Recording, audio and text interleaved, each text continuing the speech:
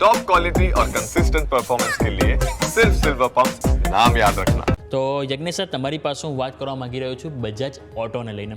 Stock આપણે જોઈએ છેલ્લા 7 દિવસની જો ડેઇલી કેન્ડલ આપણે નજર કરીએ તો હાયર લો અહીંયાથી આપણને ફોર્મેશન બધું જોવા મળ્યું છે. સારી એવી તેજી જોવા મળી છે.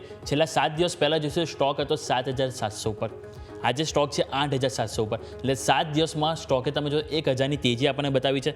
પરંતુ તમે સારી વસ્તુ એક જો મને પર્સનલી એક એ લાગી કે આજે સ્ટોકે જે તેજી બતાવી છે એનો ફાઇનલી તમે જોશો તો 2025માં જ્યારે જાન્યુઆરીમાં 50 દિવસ એક્સપોનેન્શિયલ મૂવિંગ એવરેજ એક વખત એટેમ્પ કરવાના પ્રયત્નો જોવા મળે છે અને આજે ફાઇનલી તમે જોશો તો એની ઉપર સ્ટોક નીકળ્યો અને ઉપર સસ્ટેન થઈ રહ્યો છે. આજે પણ ફ્લેટ ઓપનિંગ થયું હતું પણ આજે પણ સારા વોલ્યુમ સાથે આમાં ખરીદારી જોવા મળી છે. Sir, Bajaj auto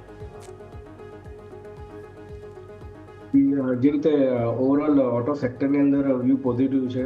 Bajaj auto one of the stock છે જે ધ્યાન રાખવું જોઈએ.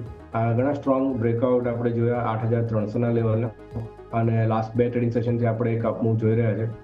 નેક્સ્ટ રેઝિસ્ટન્સ ફોર્મેશન જે જોવા મળી રહ્યું છે લગભગ 9,292ના લેવલ પર જોવા મળી રહ્યું છે. મારા હિસાબે 92ના લેવલ બજાજ ઓટોમાં એક એક્સપેક્ટેડ છે.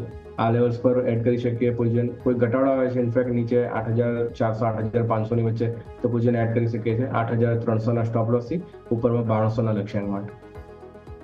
સો વ્યૂ બજાજ ઓટો આજે સરસ બ્રેકઆઉટ બતાવી શકે. આમ પણ ઓટો સ્ટોક સરસ ચાલી રહ્યા છે.